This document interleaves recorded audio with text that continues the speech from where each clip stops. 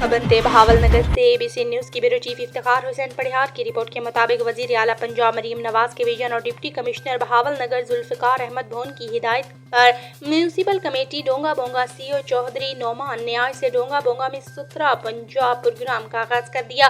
اس حوالے سے CO municipal committee Chaudhry Noman نے صدر پریس کلب راؤ شمشاد احمد سمیت پریس کلب ڈونگا بونگا کے ممبران سے ملاقات کی اور وزیر اعلیٰ پنجاب مریم نواز اور ڈپٹی کمشنر بہاولنگر ذوالفقار بھون صاحب کے احکامات سے پریس کلب ڈونگا بونگا کو آگاہ کیا۔